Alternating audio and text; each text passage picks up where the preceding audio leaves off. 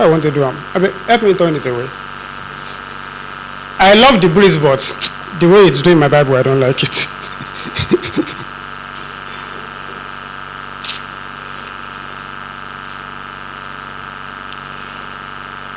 Okay, 1 Corinthians chapter 12, from verse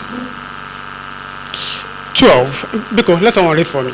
Yeah, I know from verse 12. Let's read from there. 1 Corinthians 12, from verse 12. We have spare mic, right?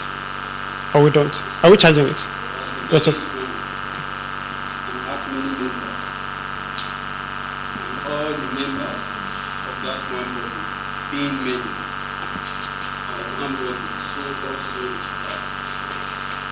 But by one Spirit are we all baptized into the body, whether we be Jews or Gentiles, whether we be born or free, and are being all made to drink into one Spirit. For the body is not one member, but many.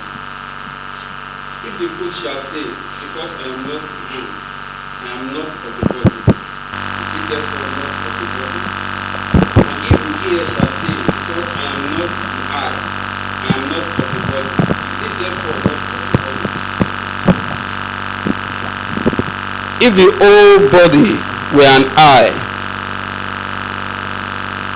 where were the hearing? If the whole were hearing, where were the smelling? But now had God set the members, every one of them, in the body, as it had pleased him. Okay, thank you, sir. That's okay.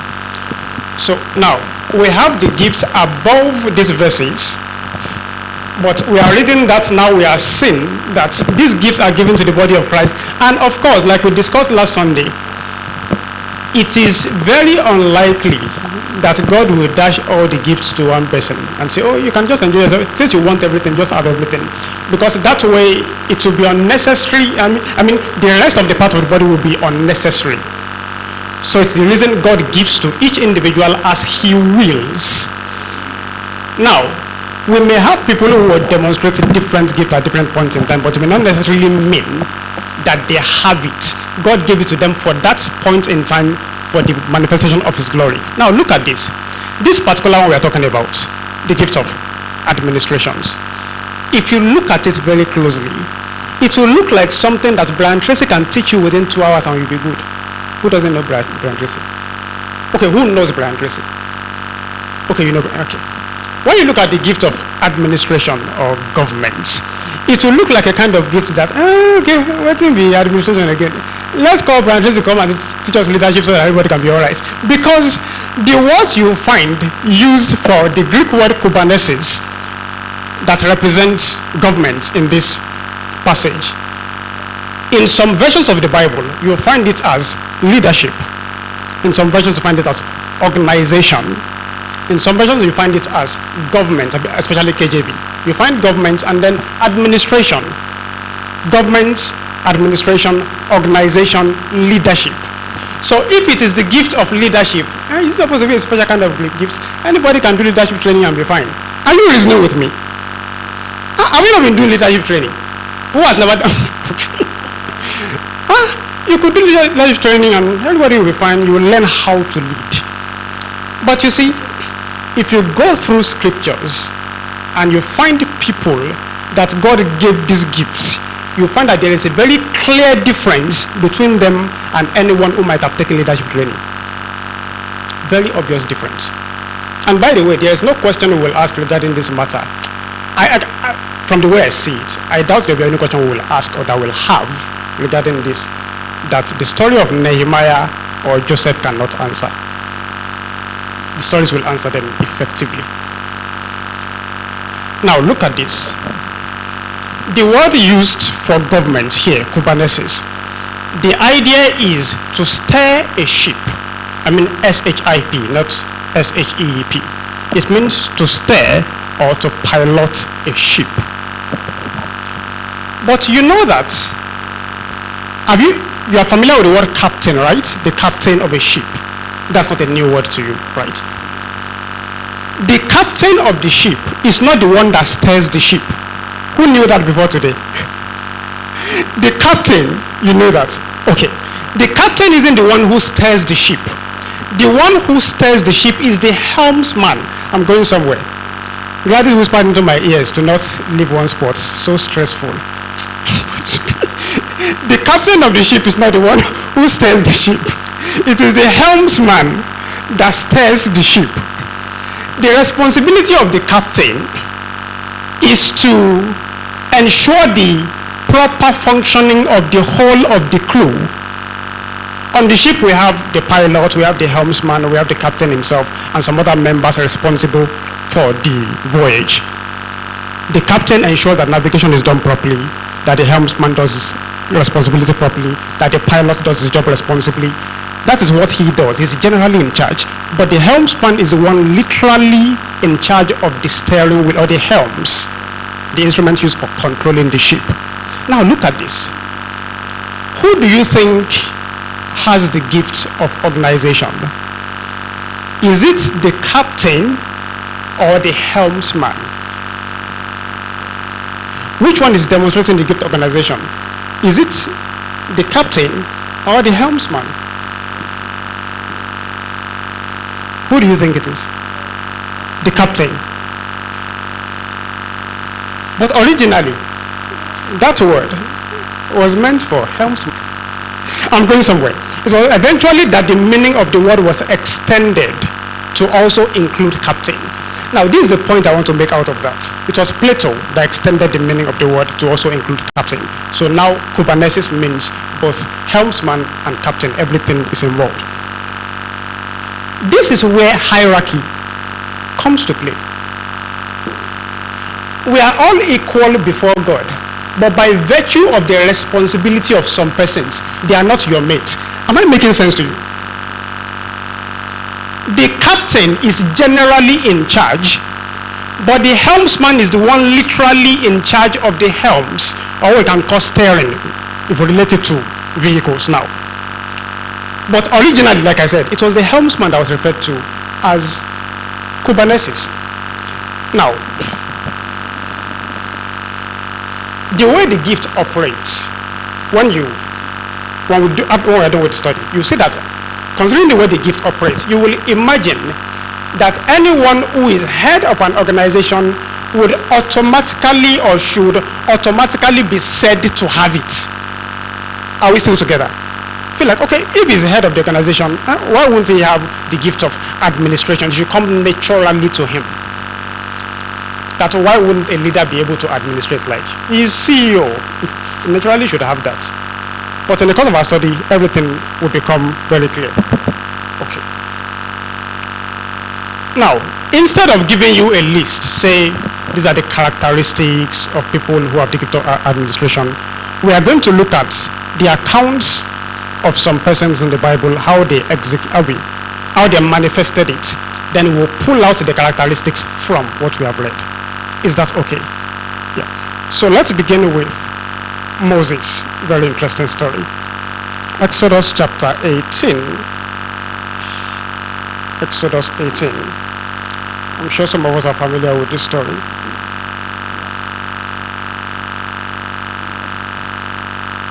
Now we're going to be doing plenty of reading. I wish I could avoid the reading, but we need to do the reading for us to understand what I'm talking about. Exodus 18. I'll read very fast. Jethro, the priest of... No, that's too far backwards. Let's begin from verse 10. You know that at this point, Jethro has come into the wilderness with the wife of Moses and his children, and Oga came in and saw what was going on. Of course, they greeted each other with a kiss, embraced each other, and celebrated meeting once again. And Jethro sat to watch what Moses was doing in the wilderness. Let me read from verse 10. Jethro said, "Blessed be the Lord who has delivered you out of the hand of the Egyptians, out of the hand of Pharaoh, and has delivered the people from under of the Egyptians. Now I know that the Lord is greater than all the gods, because in this affair they dealt arrogantly with the people." And Jethro, Moses' father-in-law, brought a burnt offering and sacrifices to God. And Aaron came with all the elders of Israel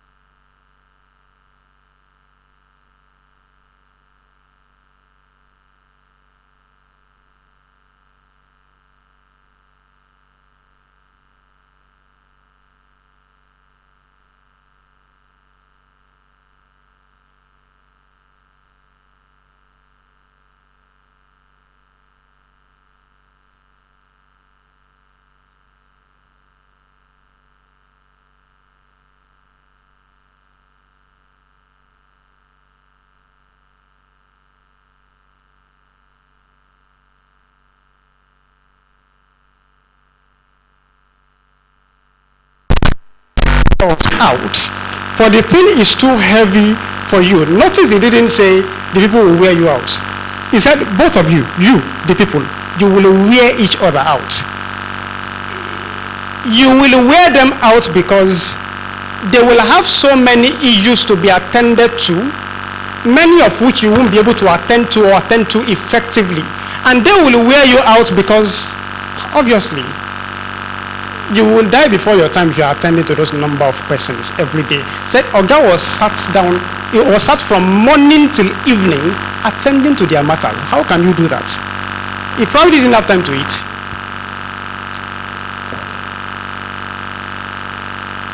Verse 19. Now obey my voice. I will give you advice, and God be with you. You shall represent the people before God. Represent the people before God and bring their cases to God. And you shall warn them about the statutes and the laws, and make them know the way in which they must walk and what they must do. Moreover, look for able men from among all the people who fear God, who are trustworthy and hate a bribe, and place such men over the people as chiefs of thousands, of hundreds, of fifties, and of tens. Let's stop here for now. So, Jethro saw what Moses was doing. He saw that it was overwhelming for both Moses and the people. And then he gave him a counsel. Only that he added God to what he was saying. Said, I will advise you, but the Lord be with you in this matter. That means he wasn't taking laws into his own hands. Okay, well, since I'm a very old and wise man, whatever I tell him, he must accept it. So the instruction they gave to him was that he should call the people together and instruct them about the laws of God. But beyond that, create an hierarchy of leadership among them. Are we together? He told him to create an hierarchy of leadership, different categories, different cadres of leadership. Leaders of thousands, leaders of hundreds, leaders of 50s, even down to 10. So if we have a group of 10 Israelites, there is one among them that the remaining 9 have to be accountable to this council. Jethro, Moses, who is demonstrating the gift of administration.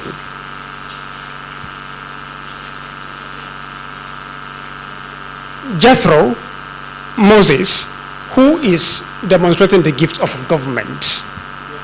Jethro. Okay. Do you believe it's Jethro? You don't believe it's Jethro? I like this part. When we begin to doubt. What? He gave practical instructions to Moses. So is he the one demonstrating the gift of administration or Moses? With the reason what?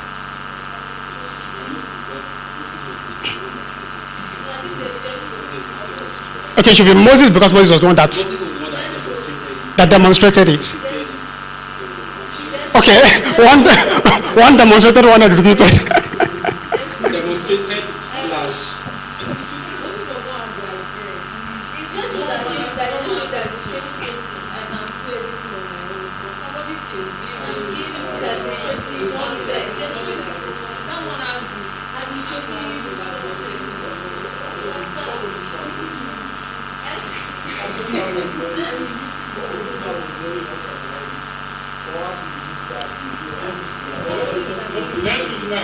Okay, it's best we use mic. That mic is working, right? Is it? Let him have mic. Let's. You agree with me? I've not said anything, no. You don't need to agree with me yet. I've not spoken. All right, I was saying that Moses, because at that point, Jethro only gave him the knowledge on how to organize the people. Jethro did not organize the people. To organize the people of Israel, it took Moses to do it himself. And you can see after he did it that it was successful because the whole of the tribe of Israel was well organized and structured in leadership and government. So it was Moses that carried it out. So say for example, practically putting it, we have President Tinubu now. Then someone comes and advises Tinubu to do something. And then Tinubu executes perfectly. Who now exhibited the organizational skills or the skill of government? It was Tinubu that executed it. Tinubu did it. So we can say it's Tinubu. That's Moses. Please, Gladys does not agree. What my concern is this: the way I understand this administration is that you don't necessarily have to be the one to do everything.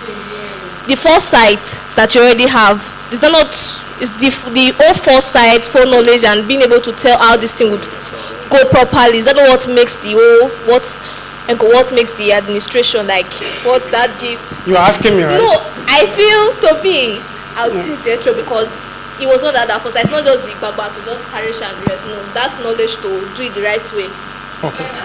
Okay. Give Prophet Migwanam the mic.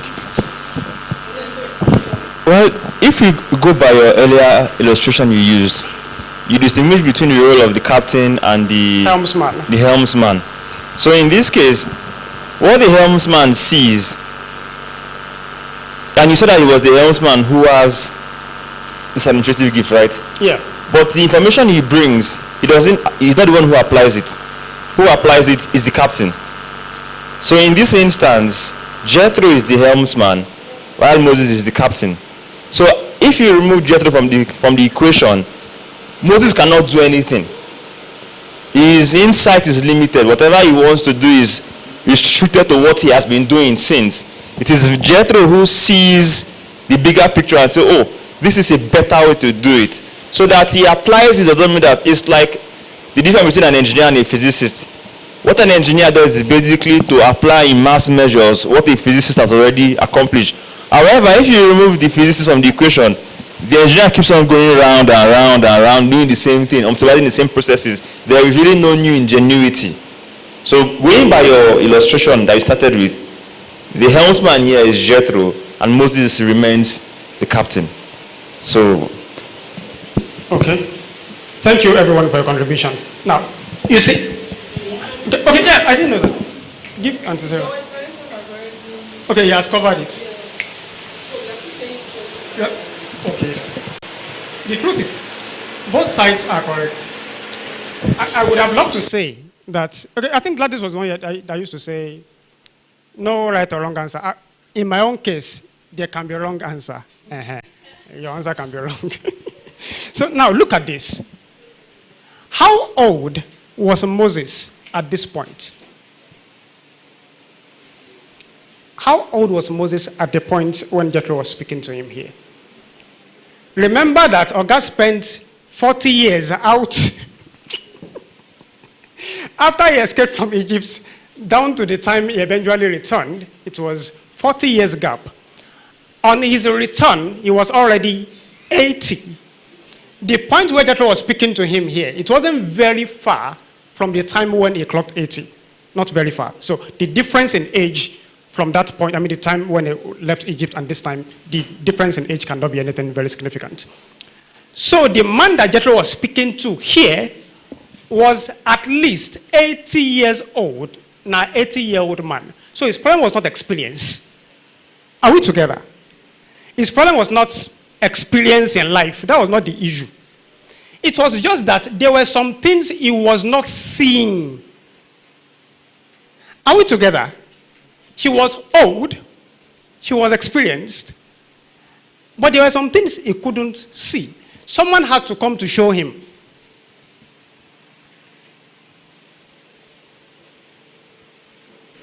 And after he was shown, of course, the execution was his responsibility. But without someone showing him, what would he have executed? The man was ready to walk himself to death. Why would you sit down from morning till evening, judging people's cases? Morning till evening, no. That was what's in the Bible.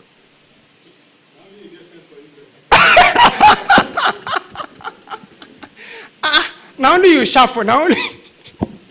Come on, that's what he was doing. So someone came and showed him what to do. That means people with the gift of administration, they see the big picture and they know how to set the course.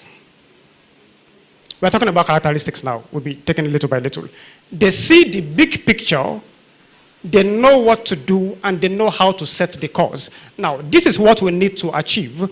This is what they will need to do to arrive at the destination God wants us to be in. It's the reason you cannot compare these people with those that simply have certificates in leadership training.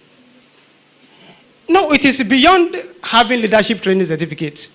Say, the man I mentioned earlier will say, Brian Tracy, don't teach me. It passed like that. Too. By the time you begin to look at the story of Joseph, this thing will make a lot more sense. It's so marvelous, so marvelous. By the way, when I first saw this topic, I was like, what sort of boring assignment is this? And really, like, I did not pick word of wisdom. Say, that one is.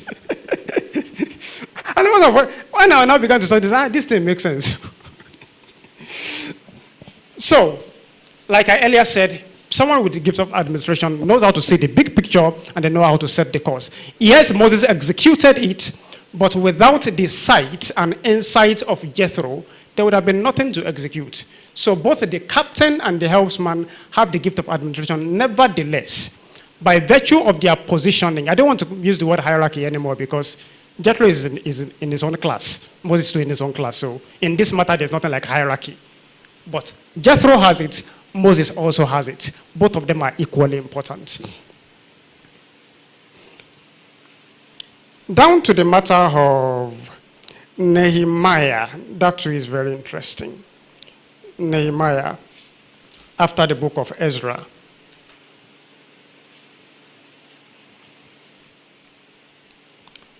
So this is the account of the man who committed himself to a risky assignment. And it is risky for so many reasons. Because being sad in the presence of the king is an offense in itself. You understand what I'm saying? Okay, you get the point. Nehemiah was sad in the king's presence. Then the king noticed that he was sad. That in itself is an offense. He now went ahead to make an unimaginable demand. So that look at something, so let's read it. No, you can't be making such a demand from an emperor. Like, who do you think you are? Let's read this so that what I'm saying will make sense. That way I won't be laughing alone. Nehemiah chapter 2. In the month of Nisan, in the 20th year of King Artaxerxes, when wine was before him, I took up the wine and gave it to the king. Now I had not been sad in his presence. And the king said to me, why is your face sad, seeing you are not sick? That means according to his evaluation, you are not supposed to be sad except you are sick. So if you are sad because you are sick, that's understandable. But if you are sad for any other reason, I don't get the point. Okay. Why is your face sad? Okay. Well, this is nothing but sadness of the heart. Then I was very much afraid. I said to the king, let the king live forever. Why should not my face be sad when the city, the place of my father's graves, lies in ruins and its gates have been destroyed by fire? Ordinarily, an emperor wouldn't care about that. Like, what's the business with this story? Okay. Verse 4 now. Then the king said to me, what are you requesting? So I prayed to the God of heaven, and I said to the king, if it pleases the king. Now, one thing that bothered me a lot about this part is what time he prayed. Do you understand what I'm asking? The king asked, what are you requesting? What's your request? Then he prayed to the God of heaven and said to the king, when did he pray? Silent prayers. What? God of That's a very intelligent way to put it. But do you understand what I'm saying? You have an answer for us. You have an answer for my question. The king asked Nehemiah, what is your request? That is, what do you want? Then Nehemiah prayed to the God of heaven and said to the king, he had not left the king's presence.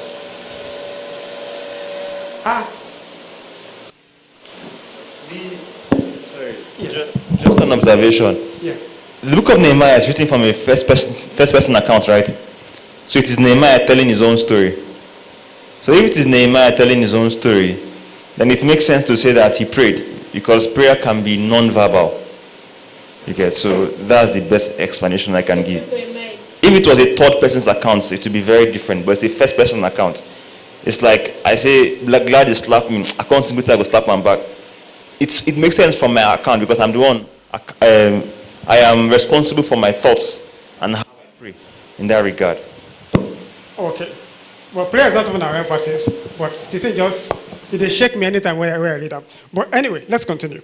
If it pleases the king, and if your servant has found favor in your sight, then that you send me to Judah, to the city of my father's graves, that I may rebuild it.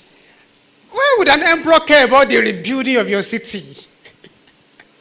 Okay, let's leave that because administration has not come fully into the equation yet.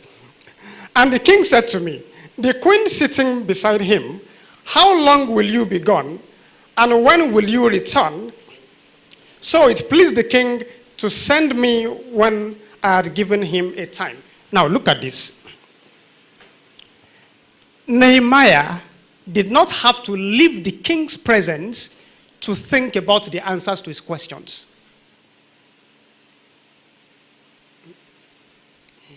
It's the reason this thing is beyond.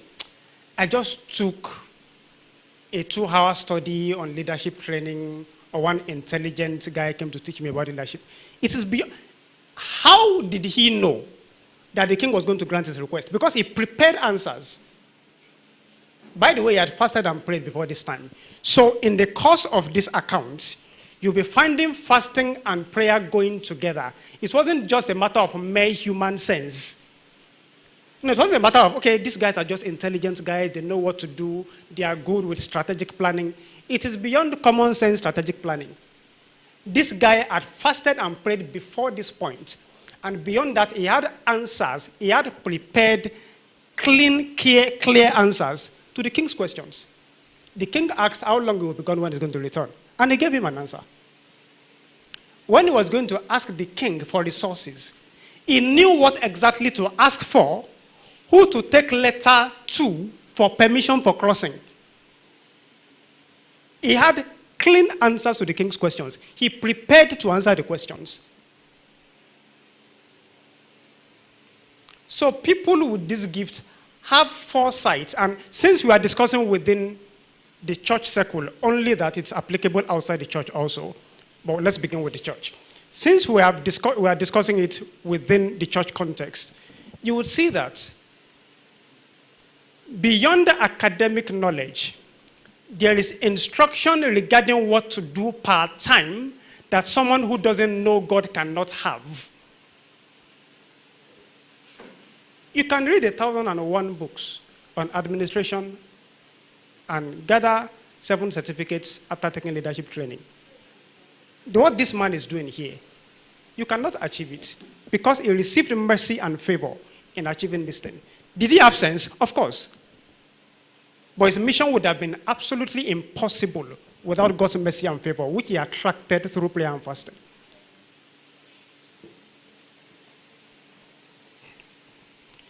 Now, this man succeeded in journeying down to Jerusalem where the work was meant to be done. But of course, the challenges were obvious and loud. Because as soon as Sanballat and Tobiah heard that they were about to start the work, they were very furious. You find the description in different ways, depending on the version of the Bible you are reading. Those guys are very interesting people. When Sanballat and Tobiah and the Ammonites and the Ashdodites, of course the Arabs too, I missed that, and the Arabs, when they saw that they had begun the work and they were making progress with the work, they were very angry.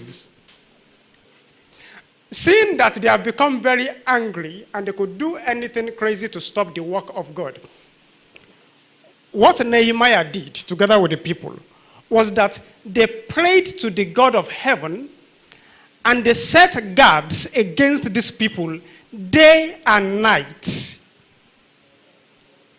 Are we still together? First, they prayed to the God of heaven and they set guards against these enemies and night. So they knew exactly what to do. They didn't just pray and ignore strategy. They didn't just strategize and ignore prayer. You will even see that at some point, down in verse, okay, let's read, so that I can avoid telling plenty stories. From verse 15 now, there's a very interesting description of how they handled the threat of the enemies. That's Nehemiah chapter 4. Nehemiah chapter 4 from verse 15. When our enemies heard that it was known to us that God had frustrated their plan, they all returned to the wall, each to his work. From that day on, half of my servants worked on construction. I will read that again. Half of my servants work on construction. The fact that he said my servants, I find even that instructive.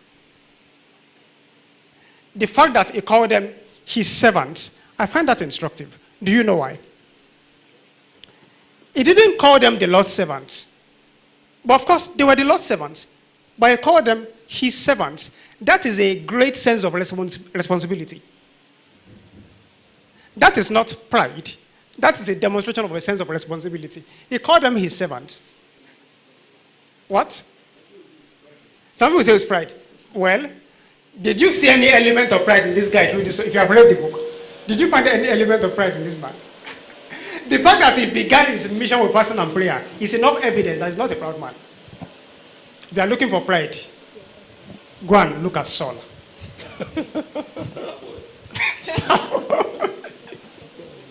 Or Nebuchadnezzar.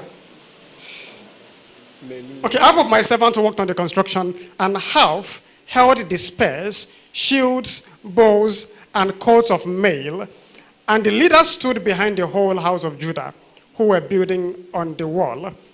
Those who carried burdens were loaded in such a way that each labored on the work with one hand and held his weapon with the other. Now, that is a lot of effort. Can you imagine carrying, what do they call that thing in English? What they call pang in Yoruba? What is it in? Headpan. Thank you. Can you imagine carrying a headpan with one hand and holding a weapon of war with the other? Though it was recorded that they strapped their sword, though. Though there are some instruments that are hard to strap because they weigh you down with time. If you are carrying original sword, if you strap it for a long time on your body, it will weigh you down. If you know how heavy some swords can be. Yeah. So that's a lot of effort. They were holding weapons of war. They were carrying instruments for building at the same time. Now, that is unimaginable strategy for someone who is not inspired by the Spirit. Because they had people who were not working, who had instruments of war. Are we together? A portion of them were bearing instruments of war ready to fight in case the enemy attacks suddenly. But even those who were working still had instruments of war on them. You would have thought it's not necessary for them to hold instruments of war since there are already people surrounding them who had instruments of war. But they still had instruments of war. That is beyond natural sense. That is spiritual sense. It is like this. I think we talked about that during the vigil we had 2 Fridays ago, about how God will tell the children of Israel that he has given a particular nation into their hand and they will still be required to fight. I have given Ai into your hand. I have given Jericho into your hand. So many nations that God gave into their hands. After the giving, fighting still had to happen. Serious fighting. So in spite of the fact that I have given them, you still have a responsibility. Your job is to fight, and fight you shall, in spite of the fact that I have given them into your hand. So these men were prepared to fight, but they were also full of prayer, and their strategy was effective. They had divine wisdom. It's the reason someone who has the gift of administration, you cannot do it effectively without the gift of a word of wisdom. You will need it very often. Yeah, you will need a word of wisdom very often if you have the gift of administration. Now, some of these gifts, should I say, some of them have to work hand in hand. Yeah. Even if not in full measure, you will need some measure of word of wisdom if you are operating in the gift of administration. You will need it very often. Because you need wisdom to provide guidance, to provide direction, to cast division, and show the path that the people are going to follow to achieve the. In those days, when the number of disciples was increasing, the Hellenistic Jews among them complained against the Hebraic Jews because their widows were being overlooked in the daily distribution of food. So the 12 gathered all the disciples together and said, "It would not be right for us to neglect the ministry of the word of God in order to wait on tables. Brothers and sisters, choose 7 men from among you who are known to be full of the Spirit and wisdom. We will turn this responsibility over to them, and we will give our attention to prayer and the ministry of the word." Where am I stopping? Is that verse 4? Yes. Okay, thank you. That's enough. Let me read from my English Standard Version. Now in these days, when the disciples were increasing in number, a complaint by the Hellenists arose among the Hebrews because their widows were being neglected in the daily distribution of food, actually, majorly. And the 12 summoned the full numbers of the disciples and said, "It is not right that we should give up preaching the word to serve tables. Therefore, brothers, pick out from among you 7 men of good repute, full of the Spirit and of wisdom, whom we will appoint to this duty. But we will devote ourselves to prayer and to the ministry of the word." The apostles who made the selection of these 7 men, or the men who were chosen to perform this responsibility, who has the gift of administration? You know, somehow we have been having pairs, right? A person or a group of persons, and then another group. And I ask the usual question. I'm asking again. The apostles, or the men who were chosen to perform the responsibility of 7 tables. And by the way, hope you know, if we read further, you'll see that one of these men, I think the one whose name was first mentioned, Stephen, the guy, that guy doesn't look like a table kind of guy. What? Should you read this? Okay, let answer my question first. If you see the kind of things that Stephen was doing, it doesn't ordinarily, by design, I mean, what the description of his doings, his exploits, it doesn't look like a kind of guy that you should appoint to be serving tables. You know, be like say you're lying, plenty like that. But let's come to that later. The apostles, or the men chosen to do this responsibility, who has the gifts of administration?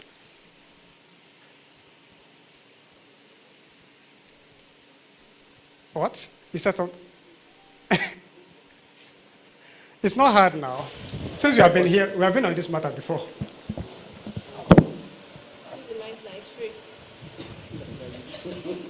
What did you say?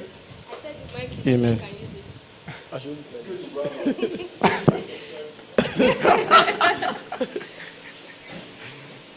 Okay, I would say it's both parties because as at that time, this was like the first internal conflict that the early church was having.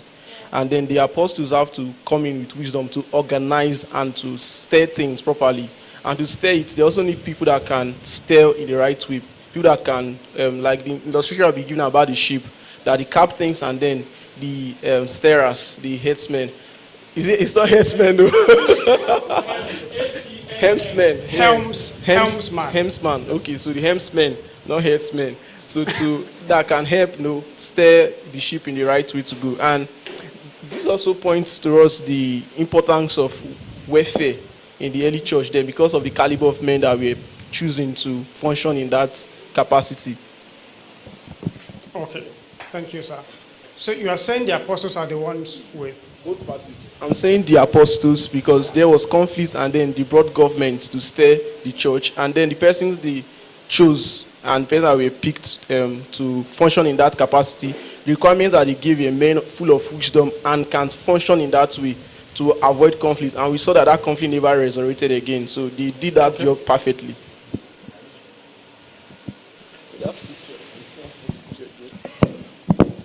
I just noticed another issue that we need to address now. I don't know how my mind went there, but we're coming there. Who wants to Who wants to add to what he said or emphasize it? You want to? Okay, Pastor Emma wants to say something. I don't really want to respond to the question. I just wanted to say that, is it therefore safe to say that those who are going to manifest the gift of government are supposed to be people full of the Holy Ghost and of wisdom? Because that's what is going to differentiate them from the average person who went to Harvard to learn administration or to learn public administration or what have you. No, speaking, that's motivational speaker. I'm talking people who can actually get things done. If you're a motivational speaker, it's okay. You have the right. I'm just highlighting that because what they were about to give to them was a governing assignment. And the criteria they came up with for them to qualify for that governing assignment. So they told the brethren, it wasn't the apostles that appointed them. They told the brethren, look among yourselves. So these people have a track record of demonstrating the fact that they carry the Holy Spirit and the way the Holy Spirit expresses himself in their life through wisdom. So over time, the brethren have been watching these people. The people didn't know they were being watched until the day they said, bring people that have sense. And then people say, we know this guy, he get sense. So if they were buffoons too, now so the brethren first did no. So avoid this guy, you know, get sense. Now so they first did no. Okay, you want to speak to? Just to add to what Pastor Manuel has said, if you go back to that Jethro story in Exodus 18, if you read from verse 20, it says, okay, this is where Jethro is suggesting what Moses should do. He said, listen now, verse 19, listen now to me. I will give you some advice, and God may be with you. You must be the people's representative before God and bring their disputes to him. Teach them his decrees and instruction and show them the way they are to live and how they are to behave. But select capable men from the people, men who fear God, trustworthy men who hate dishonest gain, and appoint them as officials over thousands, hundreds, fifties, and tens. It is almost parallel to what the apostles did. It is almost the same categories. They said, although they said full of the spirits, then they said, Jethro said, who fear God. He said wisdom here. It says, who are trustworthy and hate dishonest gain. It says capable men, men who fear God, trustworthy men. So, just to corroborate what Pastor Manuel said. Okay, thank you for that. Now, what Pastor? What if it is actually, is this now not safe to say that those guys, those appointees are actually the people with the gift of government in the Jethro, Moses, and then the appointees equation?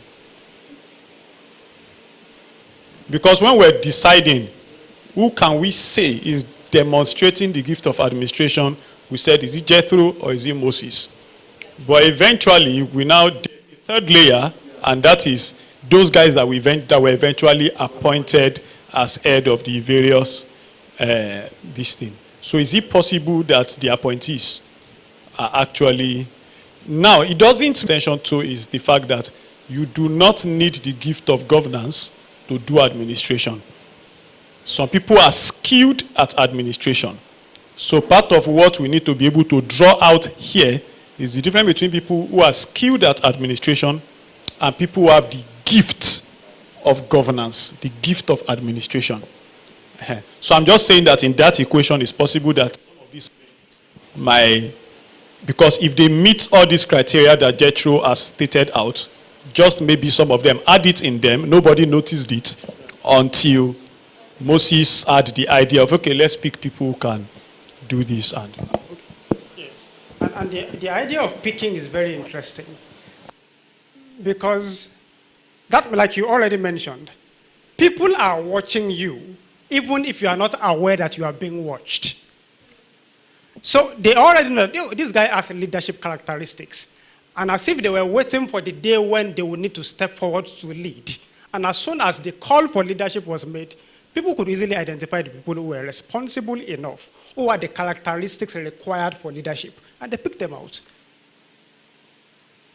Was it he? I'm trying to recall the name of this minister. Was it Gary Carpenter who went to it that nobody is struggling to find their spiritual gift here?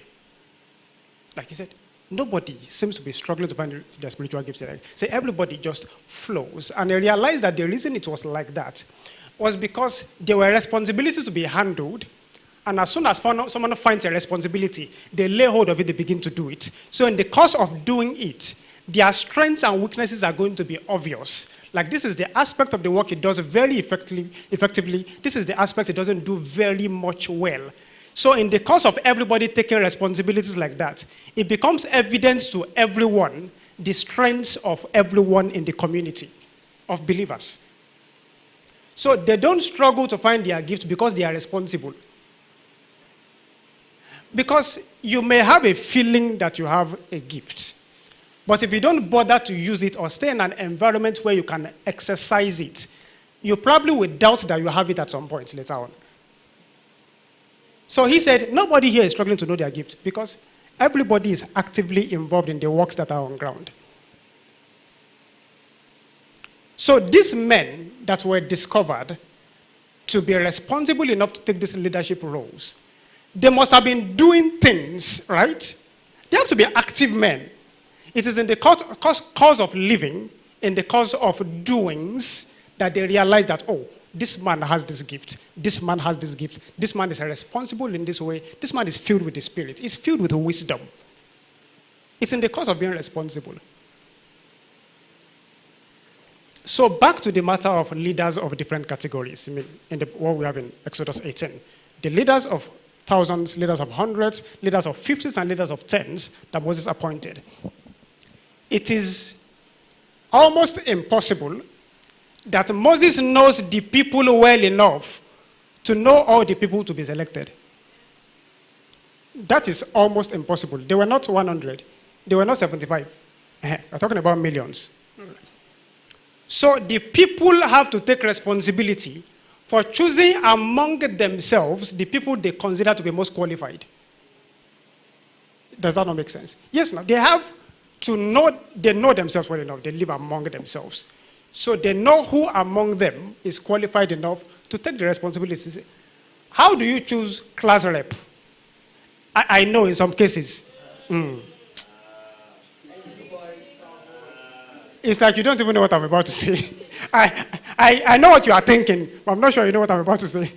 In some cases, class reps are imposed on students. Is it many cases? I don't even know how many. Someone can testify to class reps are... Oh, it's just enter class, you see class rep. Okay. Our own case was not like that, yeah. People raise their hands and say, hey, I like the idea, I like the position, I want to be class rep. It was like that in my own class. So if I say your own class, they no gather. What is that? So under normal circumstances in a sane environment, you're supposed to elect your, of course, you first nominate, then you elect. Say, now this one I like, now this one I like. Person will come win the vote, you will not become class rep. But it is what it is. It is not always like that. In somebody's department in this house, they appointed their class rep, and the class rep has been oppressing their soul since the time she came into office. But it is what it is. Exactly. Okay. So we have just about 15 minutes to round this off so that we can take our questions proper and round off. My favorite part, Joseph, Genesis 39. I think someone was asking, who was asking that question? Was it David Paulson? Who said, is it appropriate to have a favorite book of the Bible? Or favorite story? It depends on how you see it. But is it? It's expendable. Okay, Genesis 39, 1 to 6. Now, this is a give up is killing expenditure. Story for next time. Let's deal with our brother Joseph. Genesis 39, 1 to 6.